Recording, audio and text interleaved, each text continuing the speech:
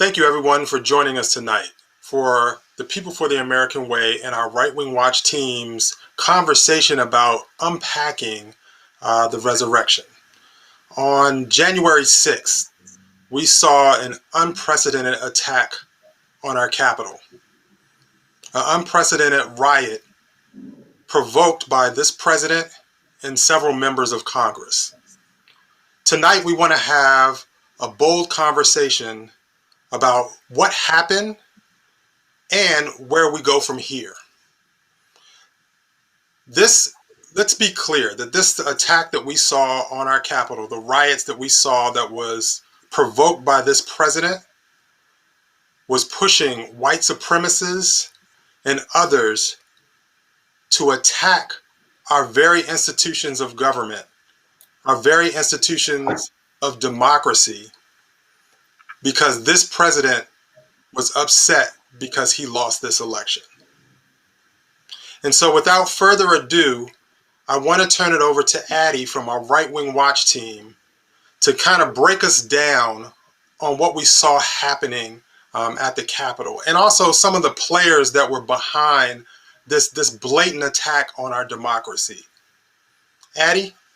Hi, thanks, Diallo. It's great to be with everybody. And the thing I want to start with is just in a couple of sentences how we got here, because it's very shocking. It's shocking what we saw on television with Confederate flags, being dragged through the or really hoisted triumphantly through the Statuary Hall and Rotunda of U.S. Capitol building, all of the violence that took place there, the desecration of what is supposed to be a temple of democracy, all kinds of stuff. But this stuff is decades in the making. And this is what we need to understand, that this is sort of the logical outcome of the rightward path that a subculture in the United States has taken us on over more than 50 years. I mean, the religious right has its origins in the quote unquote Christian academies that were established in the wake of Brown versus Board of Education, which desegregated schools. It was one way that quote unquote Christian people could continue to send their children to segregated academies. So you have this, and you have at the same time the John Birch Society basically calling everybody a communist, especially people involved in the civil rights movement. And then you have the antipathy towards women's rights that was represented by Phyllis Schlafly and the movement to defeat the ERA, which they succeeded at for the time being, at least. And so this is stuff that goes back to the 1950s. And what we're seeing is the coalescence of the most, of the most corrosive strains of those movements coming together with a mind and an eye for violent confrontation.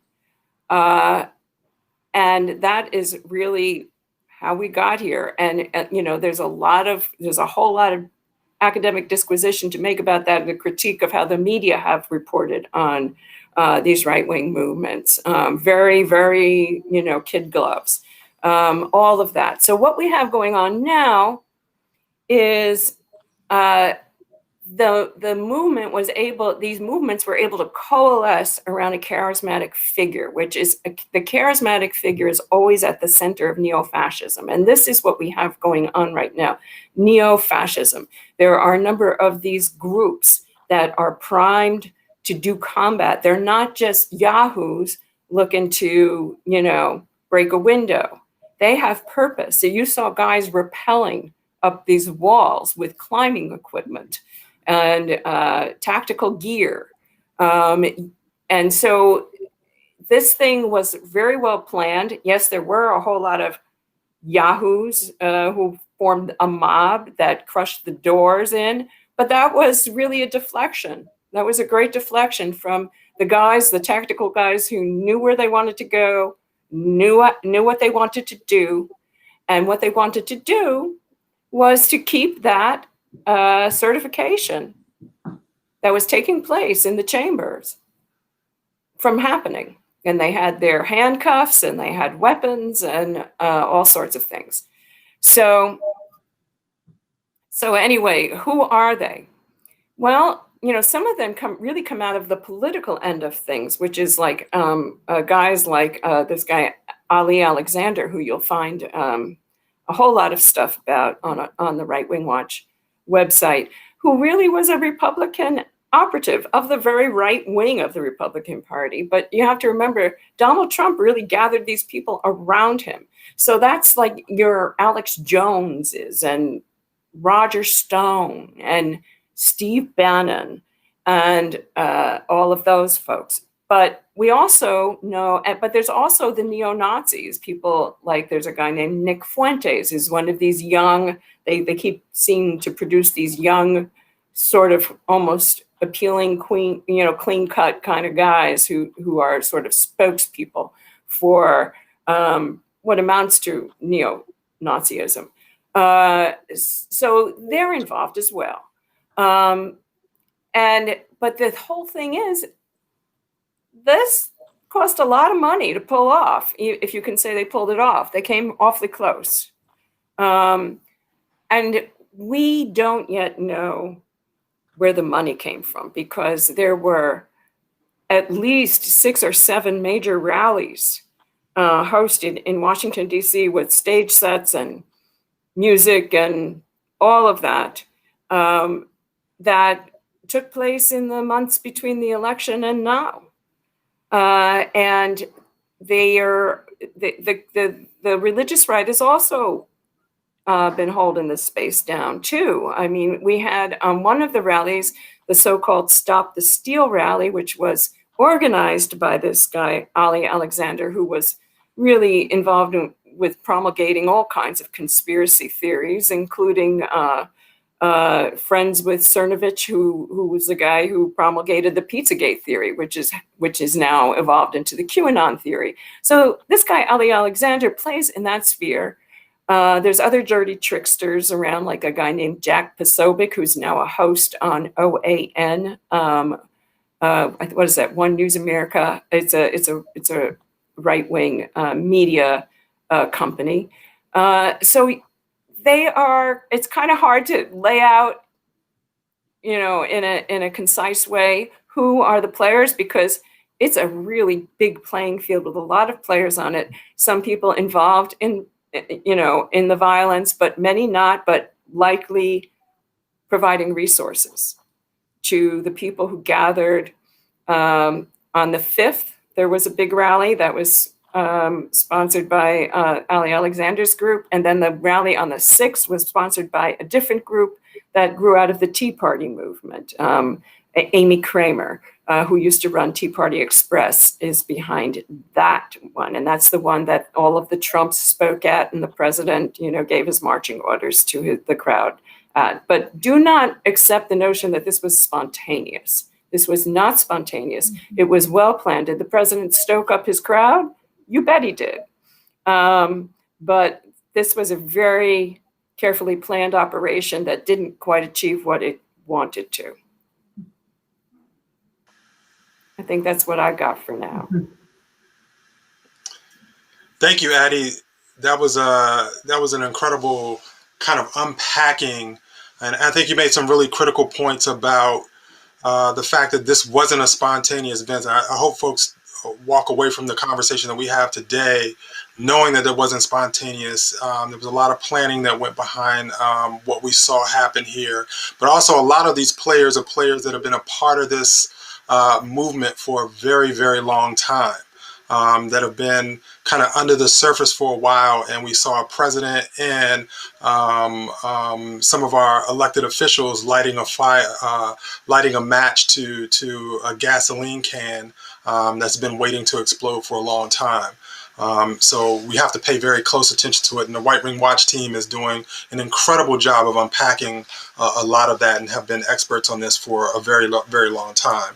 And with that, I want to turn the conversation over to Marge Baker to really talk about, Marge, kind of what People for the American Way's position is on this. How do we hold folks accountable for what we saw, the terrible events that we saw on January 6th? Right. And I think the starting point is to recognize exactly what Diallo and Addy have been talking about. This was a planned, violent insurrection by white nationalists, incited by remarks that the president made right beforehand, but also because of his months of denying the legitimacy of the election. And so what is absolutely essential is accountability. This is going to keep happening until those who participated, those who incited, those who were in conspiracies to make this happen, pay a price for that. There has got to be accountability. There's got to be a cost associated to this. And so we've really looked at essentially a 5-part set of actions. The first part is Trump. We were calling for Vice President Pence to invoke the 25th Amendment to remove him from office. That didn't happen. So we have supported impeachment and conviction. Impeachment happened. This is the first time in history a president has been impeached twice. And we expect that there to be a prompt trial in the Senate. We don't know exactly how that will happen. Most likely it will be once Senator Schumer becomes the majority leader, once the Georgia elections are certified, and then a schedule will be set up. And we anticipate what will happen is that they will bifurcate their days. They will spend the mornings doing the important business of the Biden-Harris administration, especially around COVID relief initially, and then trials in the latter part of the day, maybe over the weekends. But they will proceed to a trial, and conviction is certainly quite possible.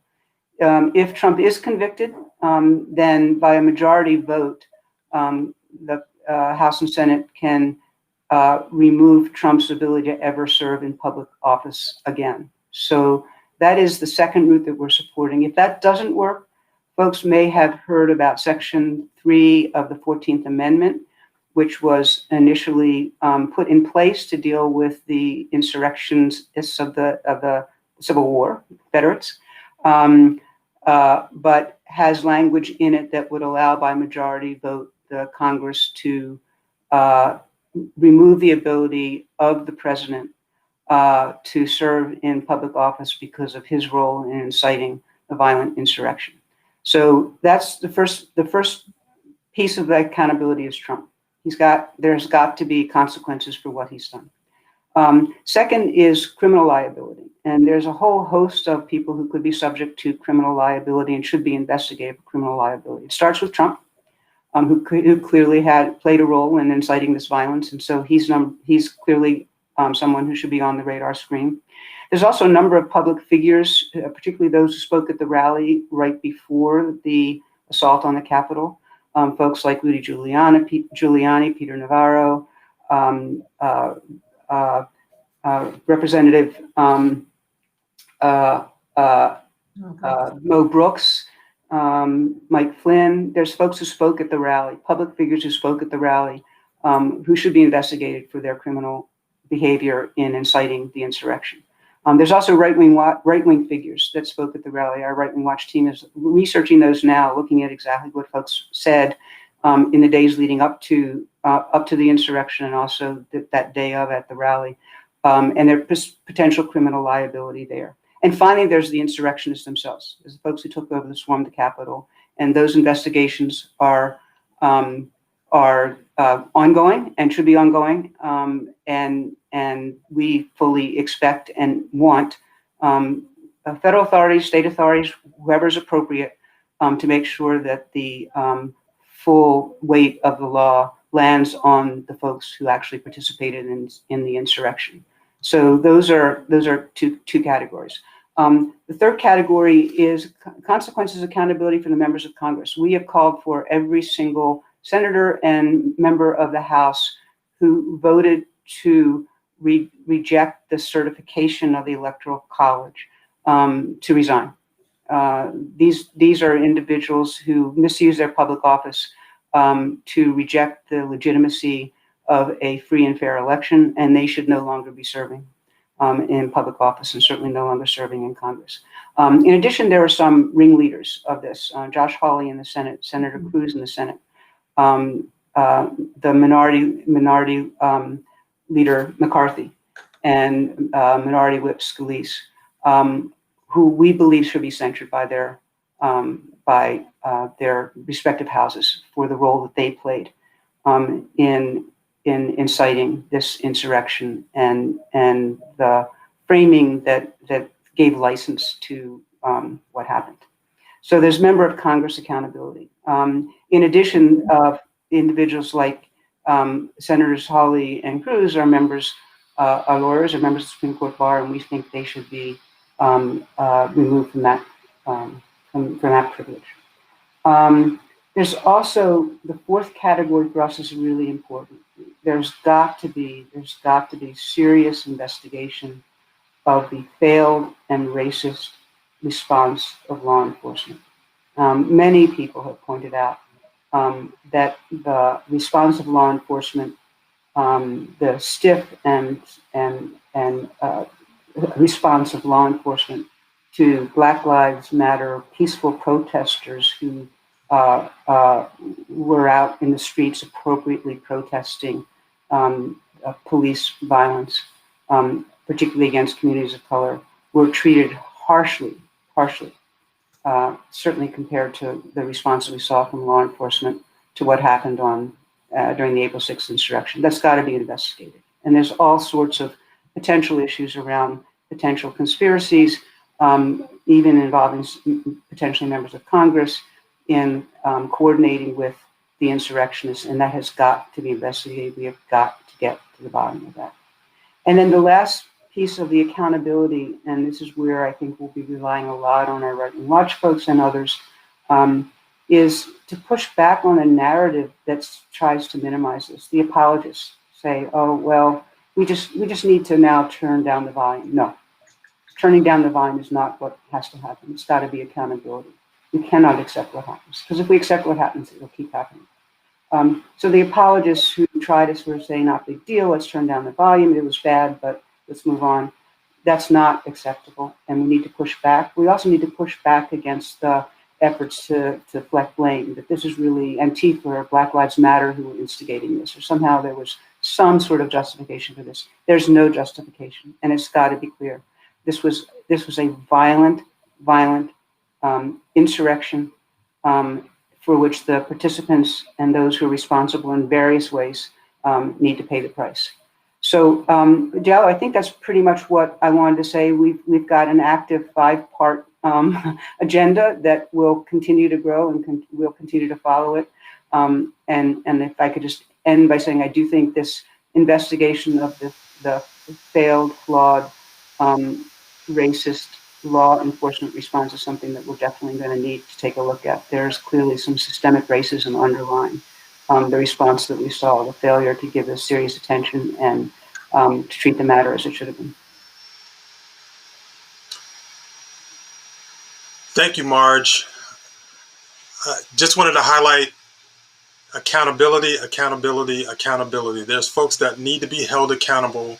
We saw the difference between how the response to Black Lives Matter protests and the response to a riot where folks physically broke into the United States Capitol and attempted to assault and attack the elected officials that are charged with doing the business of running our government in this country. We saw the difference, the stark difference, and folks need to be held accountable when we see that.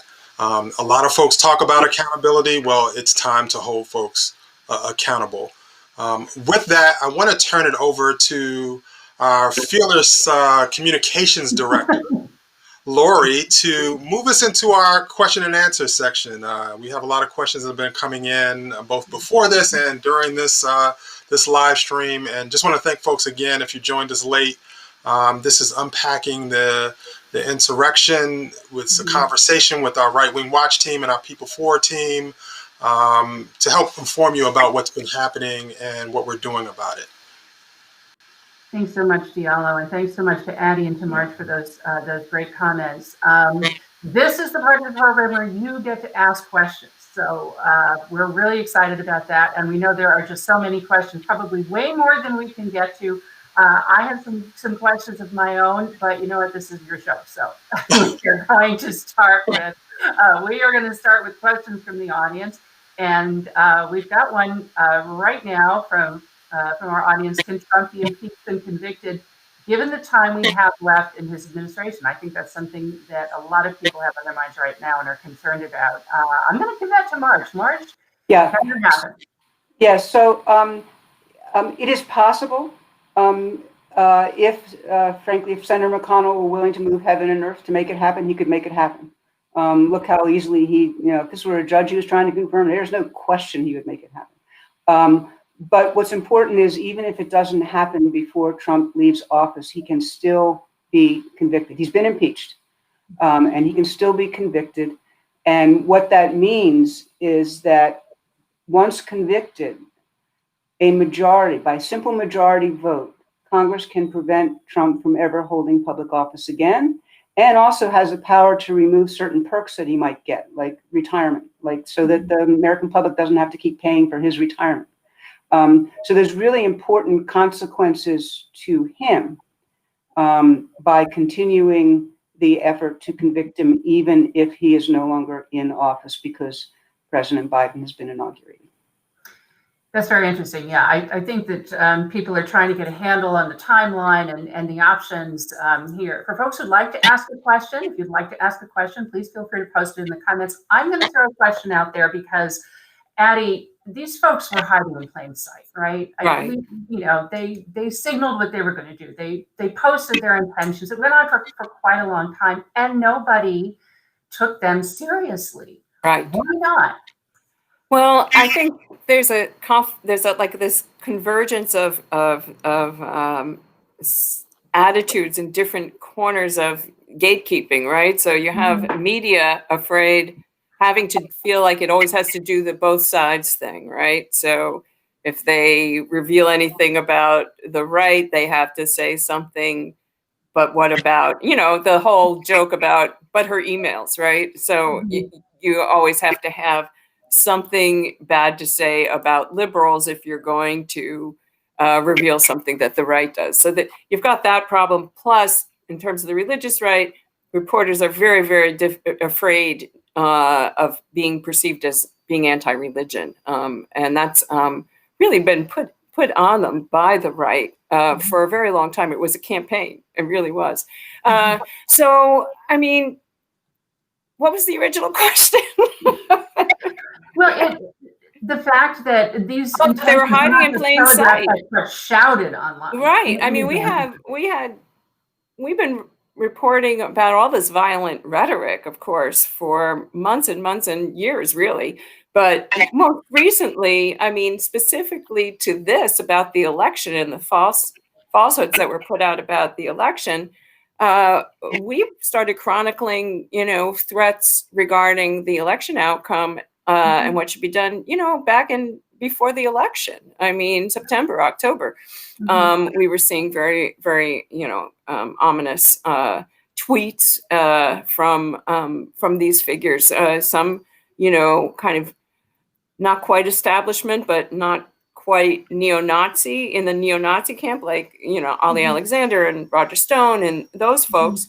And then, of course, the real hardcore neo-fascists like the Proud Boys. I mean, they've been telegraphing that they've been in training for this for a long time, right? The other thing is I think there's also some other factors going on, which was there are reports that some law enforcement authorities didn't like the quote unquote appearance of a huge show of force at the Capitol. Right. And so what was it going to look like? There was also, I think, and President Trump said it, that there's speculation that he was actually going to go to the Capitol. And so the question is, what does that do to the dynamic Well, around? he definitely he had pretty much stated that in his speech. Right. Yeah. And then the other thing is, and I think we can't ignore it, and Diallo may want to speak to this, is I think this is getting to the underlying systemic racism. I think there was this failure to understand and appreciate that a essentially white crowd could be that dangerous. Right. Whereas there was no problem at all assuming that Black Lives Matter protesters were somehow going to present. And I think this is getting to some of the inputs, some of the bias, some of the systemic racism that we have to unpack and we have to acknowledge if we're really going to address this issue. And Diallo, I don't know if you want to speak to that more, but I think it's a really serious concern, as you know, from all the work you've done around issues around policing. And look. I think, Marge, I think you hit the nail on the head. I mean, as we've been looking at how law enforcement responds to Black folks when they protest, or Black folks in communities, I think it was the same. We saw this it's an incredible flip between how those folks were treated and how these folks were treated, simply because there were majority white folks, almost all white folks, coming together in front of the President of the United States. And so, I mean, there's two things. I think it's one, it's law enforcement's lack of ability to respond to this, particularly since the threat was there. You know, office buildings were closed down days before. The FBI had warnings about the folks that were going to show up, and still we saw a very weak response to the number of people that were moving toward the Capitol. There should have been a tremendous amount of preparation. And then you see with the Black Lives Matter protests, there was overkill. There was way more people than needed to be there. And you saw law enforcement pushing the envelope at times where it created conflict when it wasn't necessary. And so those are some of the things that we have to unpack. And one other thing, Marge, that I will say too, it also shows a lack of leadership.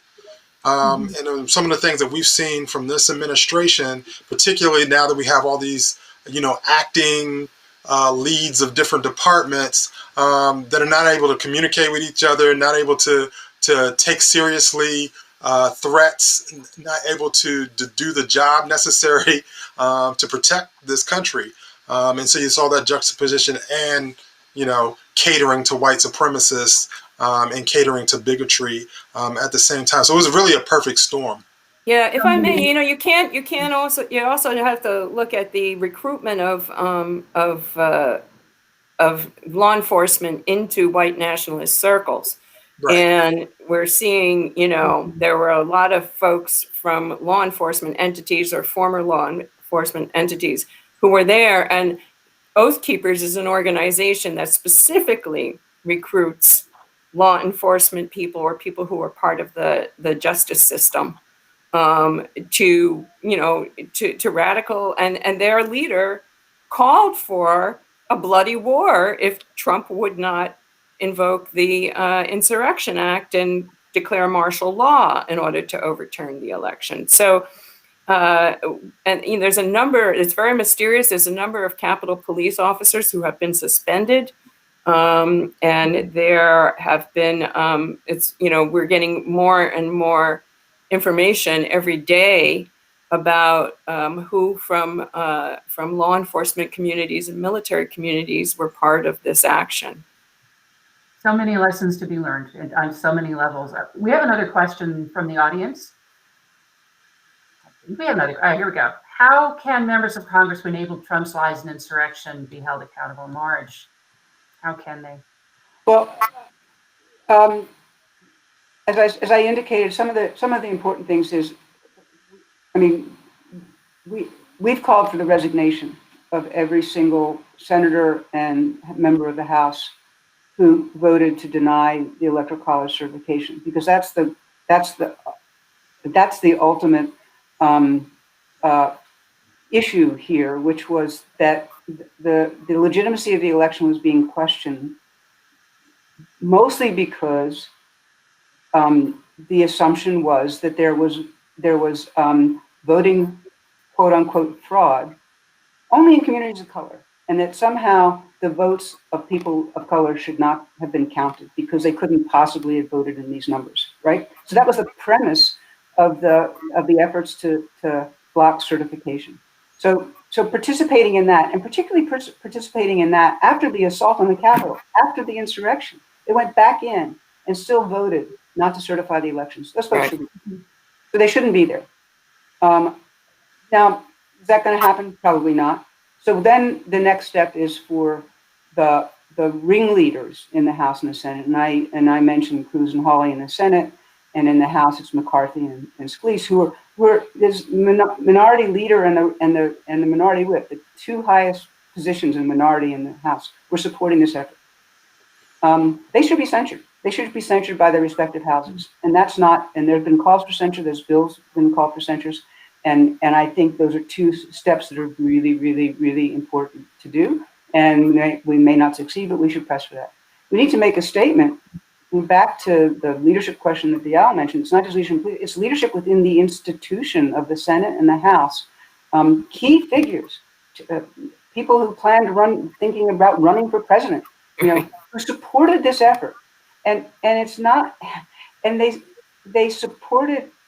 What's horrific to me is that they went back in after their colleagues almost died. After it was very clear that there were insurrectionists who were out to kill Nancy Pelosi, who were out to hang Mike Pence. They went back in and still said, "Oh, this election is illegitimate," and that's not okay. That's not okay. And so I think those are the kinds of actions that we're pushing for. Again, in this environment, whether it'll be successful, I don't know, but people should call the question. People should be forced to say, do they still want these folks as their leaders? Yeah, and I think one more thing, Lori, I think it's really important for folks, the American people, to take note. I think it's really important for the American people to really stand up and look at who's behind all of this, right? It's particularly the elected officials. Addie did a great job talking about the groups that are behind this, but also who are the elected officials that are behind lighting a match and tossing it on a powder keg,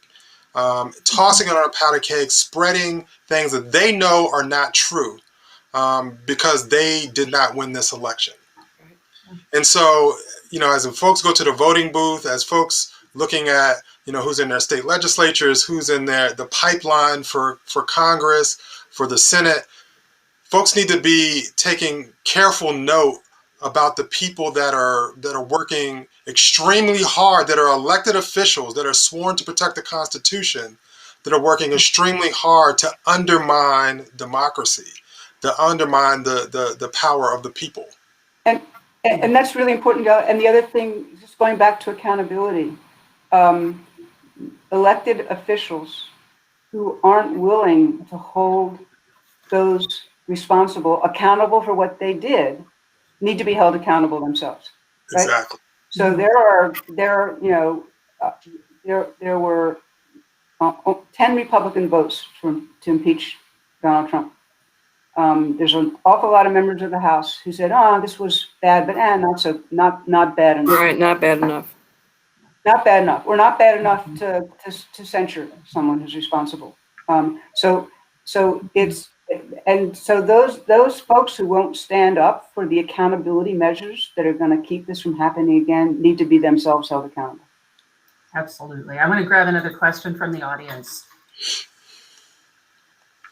And good question here. How do we hold members of law enforcement accountable for their role in the insurrection?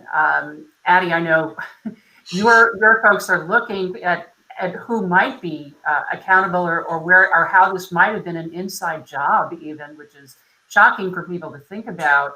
It seems like a multi-part question. We need to identify them first. And then I'd like to hear also from Marge from the legal standpoint, how we hold them accountable.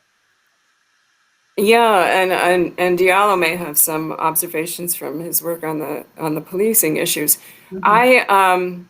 What we're doing at Right Wing Watch is we're sort of reverse engineering this while you have all these law enforcement entities and even investigative journalism outfits, identifying the folks who were in there, matching them up against arrest logs, matching them up against social media. What we are doing is looking at the groups that recruit law enforcement and trying to see if we can find links between law enforcement who were on duty that day and perhaps were involved in Oath Keepers or the 3%ers, which is a militia group or whatever. And also we're looking at just as we're looking at regional newspapers to look at what kind of arrests are being made, you know, in communities across the U.S. So we can find out, you know, who were because there seems to be so far quite a group of local policemen, you know, from jurisdictions far away from here, from DC, who were involved in this, and some firefighters as well. So, and we know that the New York City Police Department is doing an investigation of their own police force and seeing if any of those folks came here.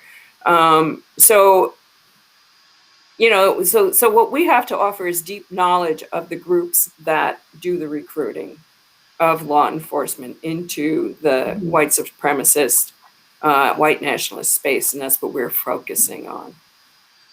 And there are legal accountability measures, I'm sure, Marge, you can speak to. And then also, Diallo, through your policing work, it's more than just holding these actors accountable. It's how we change the entire approach to policing. So Marge, and then Diallo.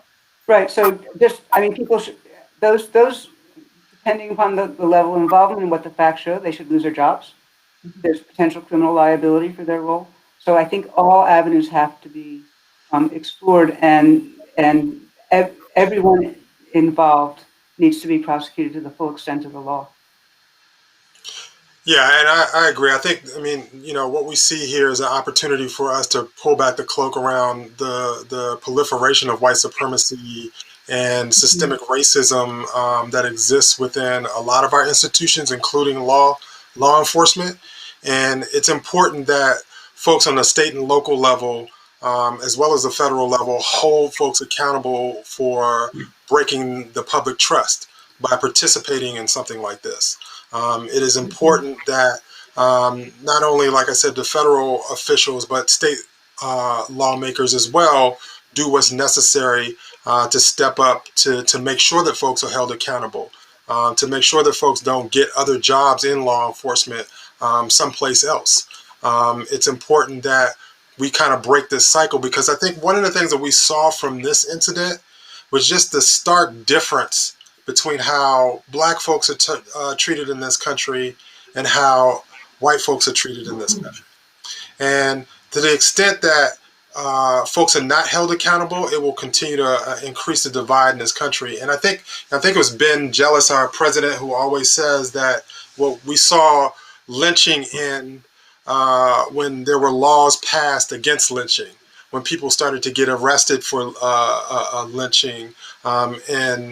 And so, you know, we want these behaviors to change. We need to do what's necessary to change the culture, but also make sure that folks that are acting out, that have sworn, you know, law enforcement swear to protect and serve, are out here rioting against the government. It's very problematic. It's something that we need to hold folks accountable for, all up and down, all phases of government. It's tremendously disturbing. And then you also have a hero like Eugene Goodman, right? Who you know, distracted the protesters and as you know, one of our folks said, he frankly used himself as bait to keep them away from the Senate chamber, where more harm could have been done. We have another question from the audience. For Right Wing Watch, are you following the current plans on violence and conspiracies and working to dismantle the ridiculousness of QAnon? How do you do that? Well, QAnon. Well, let me get to the first question, the first part of that question, before I try to figure out QAnon, how to explain QAnon. But in terms of looking at the responsibility and who was involved and holding people accountable and what's happening in the near future, it's kind of confusing right now. We're having a hard time really discerning exactly where the different players are. Because you have to remember, these groups, while they will come together for an action such as this, they also compete with each other, and they have different strategies. And so what we're seeing is a lot of the kind of marquee names of the far right, like Enrique Tarrio of Proud Boys, who leads Proud Boys, and some of the other folks involved with the organizing of the whole Stop the Steal thing, saying to their people, don't come to DC. Don't come this weekend. Don't come for the inauguration. Don't do that. Now, is that a deflection? Is that are they just moving because DC is going to be so completely locked down? They're just moving their operations to the states, where the state capitals are supposed to also be, under some kind of protest or siege this coming weekend. We don't know. It's really hard to know. And then, of course, we're the victims of our own success in a way, in that the deplatforming of all of these folks on the standard social media platforms like Facebook and Twitter, and the elimination of Parler, have made it really difficult for us to figure out what's going on, because that was one of our main research tools. We'll look at how they're talking to each other. And now they're using encrypted apps and whatnot. So we are thinking that there's going to be more violence, and it might have a more random feel to it. There's a whole part of the movement called accelerationists, and their whole deal is just to create mayhem. Because they think once everything is burned down, they'll build a grand new society out of that. But it's really, in terms of the day-to-day, we're just acting like violence is in the offing and behaving accordingly. And I would urge people near state capitals to think the same way. Yeah, well, you've been an activist and an organizer in DC for decades. You're very young, but decades. I'll take that. Does this feel different to you? Does this feel different? Does it feel like a different chapter? I mean, it definitely feels like a different chapter, at least for my lifetime, in doing this work. And I've been doing this work for 25 years, over 25 years. And, that it reached the extent where we saw, like, to sit and watch, and sit with my children and watch people storm the Capitol. And Marge and Addie and Laura, we've done meetings on Capitol Hill. We go through security. There's places you can and cannot go. We've done rallies in front of the Capitol. And the amount of security, we've done a protest. I remember doing a protest in front of the White House around voting, which we had a permit for, that armed security actually moved us off of in front of the White House, where we had a permit to be, and we were peaceful, onto the right in front of the street. And then to kind of fast forward a few years later, to see folks that start off as a rally, then into a mob of rioters that physically break in, to see the images of guns drawn inside the chambers of the United States Congress. I mean, with elected officials hiding, under desks, and law enforcement, those law enforcement that were trying to hold back the crowds being attacked by the crowd, the very blue lives that folks always clamor about, being attacked themselves to try to keep the peace. I mean, it's really unprecedented. And it's something that folks, I hope, pay very, very strict, close attention to, because we're at a pivot point. We're at a point in our history where, if we do the hard work that's necessary to repair our democracy, to build the pillars of the institutions that we need to make sure that everybody has a just society, we can overcome this. But we have to let facts have to matter. The truth has to matter. And those that have the power need to do like Marge has said, and hold folks accountable.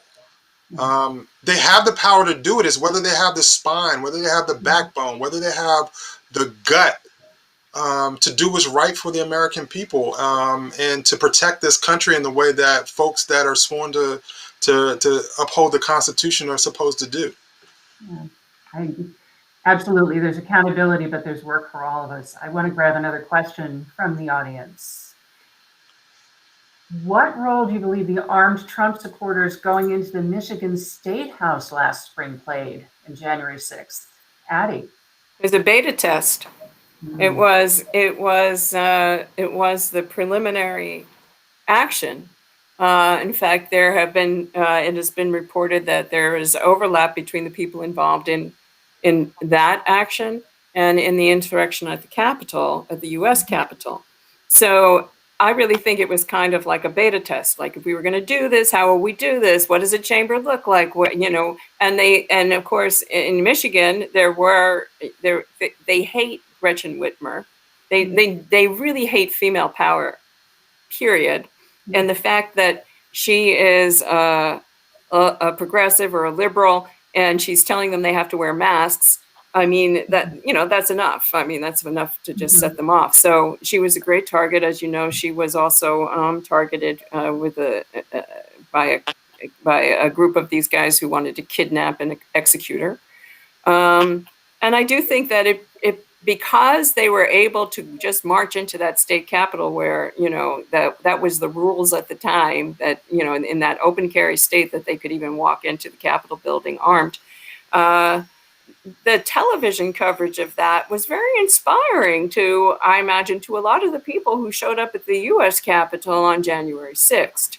So it was also a recruiting tool in the way that, say, Al-Qaeda videos of horrible executions and whatnot were a recruiting tool for those operations. I mean, in fact, there are some real parallels between how the recruitment works in the really extreme Islamist organizations like Al-Qaeda and ISIS with these white nationalists. There's definitely parallels to be drawn. I'm glad you raised that, because we're hearing some reporting that the folks in the right-wing ecosphere see the January 6th event as a success. Yes. Right? And is it a recruiting tool? Is that what you're hearing, picking up?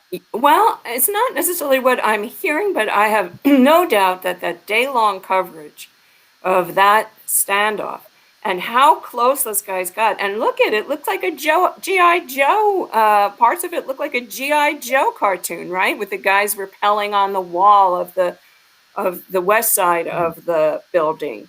And the guy who lowered himself onto the floor of the chamber by being in the gallery, right? I mean, a tactical, obviously a guy from special forces or something who definitely had that kind of training. So, I mean, these are, think of like the recruitment tools, the old television commercials for the Army. I mean, this is showing another way to have your life have some meaning, right? So I do think you're right. I think that the video from that day, I mean, we saw these people streaming their stuff, all over social media. Not the most brilliant thing they ever did, but nonetheless, there's going to be a lot of people out there and say, wow, man, that's cool. Yeah, it's and we hate to use a word like success when 5 people died, but there's reporting that it's being viewed that way among some, and they have that. Well, yeah, now they know where to go. And now they know how the building's laid out. And if you remember how 9/11 went down, in 1993, there was a failed bombing of the World Trade Center using the subway that ran underneath the PATH station. And then, nothing happened for 7 years. And then you had this amazingly horrific terrorist attack. So, the right always takes a long view. There may be people among them who have itchy fingers, and they are very dangerous, but they also take a long view. They plan. Let me grab another question from the audience. How do we stop and push back against, a lot of questions for Right Wing Watch tonight. How do we stop and push back against false narratives in far-right media and from far-right figures and politicians? This is really hard. This is the really, really hard thing. And, not being schooled in information warfare, I don't know that I have the answer to this. But I can tell you, because I skipped over a question about QAnon earlier, and it's all of a piece, right? And the far right and the Trumpists have successfully created this universe in which their phantasmagorical tales are real. And there's no convincing people, once they have been taught to distrust every institution from which one normally derives facts, whether it's the scientists or the reporters or government institutions. It's very hard to pull people back from that. To the point where I have long wanted to see a Truth and Reconciliation Commission regarding systemic racism and and the truth of what happened to enslaved people. But I don't even know if a Truth and Reconciliation Commission among this group right now would work. I mean, we need to really be developing tools for de-radicalization and how to appeal to the people who have been radicalized and lure them out. And we're not there yet. We have to work with cult experts. We have to work with experts on neo-Nazi activities. We have to work with a lot of people to try to figure out how to de-radicalize people. I also do want just one other point to add, and I think this is accurate, Addie, but the other thing that I think Right Wing Watch does well is it flags for when we're hearing the false narratives from the right wing, the far right, in the mouths of elected officials, politicians, public officials, so that we're at least calling out where this information is coming from, how it's being parroted. And I think that is something that we have done and will continue to do, because that's a little bit of how you start going after this. Sure. I mean, it was only a couple of hours after the attack was put down that, the myth that Antifa was behind these attacks and that it was a false flag and it was the leftists and all that was happening on the floor. Representative Matt Gaetz of Florida was stating that on the floor of the House of Representatives. Incredible. We have time for one more question, and I think it's queued up. Do you think this all ends when Trump leaves office? Going forward, how do we stem the wave of Trumpism? Marge, does this all end when Trump leaves office? It doesn't end. And that's why, again, I keep going back to the accountability is so important. This is not about Trump. It is about holding Trump accountable for what he did. But this is about showing people that whenever you participate in this, you are held accountable. It's not going to go away. And that's partly why this is going to be a long-term effort for. I mean, this is something that we're going to have to be paying attention to for a very, very long time, and hope that through accountability, through the accountability and through really, really a close examination of what went down, how this happened, that we're able to put a spotlight on this. And the way this stops is if people pay, if there's consequences for what they've done. And I want to say one more thing before we wrap up to that question. I think part of it is that we have to acknowledge that a lot of this we've known for a long time, and a lot of this we've ignored for a long time. Right. And I think the way we really create change is if we stop ignoring problems and pretending like they don't exist, and do the hard work necessary to really engage and combat it and hold folks accountable when we see it. Because we've seen this rhetoric. We saw the rhetoric during the birtherism conversations when Obama was president. But there was a lot of silence from a lot of folks. Right. Right Wing Watch was there. People for the American Way was there. But there was a lot of folks that didn't really, take it seriously. Right. And so when we see these problems, we have to take them seriously. We have to do the hard work that's necessary in order to really create real change. And ignoring it, taking advantage of it as a political opportunity by some of the folks that are on the right that have done that, that may not necessarily believe all that stuff, but it's politically advantageous for them. We have to let the public know that this is happening. And I think Right Wing Watch has done that and really exposing that in a way. And we need to just continue to be an echo chamber for that, and push forward facts. Yeah. Thank you so much to everybody. This has just been a great conversation. And Diallo, I'm going to, those are some great closing thoughts, but I'm going to hand it over to you for some more closing thoughts now to wrap us up this evening. Yeah, definitely. Thank you, Lori. Thank you, Addie. Thank you, Marge. It's incredible to work with a team of experts like you all that are doing the really, really hard work every single day, pulling back the cloak on this. I will say before we wrap up, there is good news on the horizon. Trump will not be president after next week. There's good news on the horizon. What we saw happen in Georgia is a testament to people standing up and saying that we want change and we want something different. And so we have to also look at the positive side. Sometimes when change happens, it's a little bit difficult. And sometimes those sides that have been pushing some of these negative tones get frustrated, and you see it play out. But it also means that we're pushing in the right direction because change is making some of those folks feel uncomfortable. And we'll continue to do the hard work as People for the American Way to push for change. I want to thank everybody that came out to join this conversation. These are conversations that will be ongoing with our organization. We tried to unpack something that takes a lot of time to unpack, as Addie said before this call. And we hope that our members will continue to join us as we push back, as we continue to pull back the veil on those that are behind this, but also hold accountable, as Marge said, those actors that allow this to happen, that don't use the power that they have as elected officials and stand by while this all happens. And we'll do all the hard work necessary. People for the American Way is here. The Right Wing Watch team has been doing this work and will continue to do this work.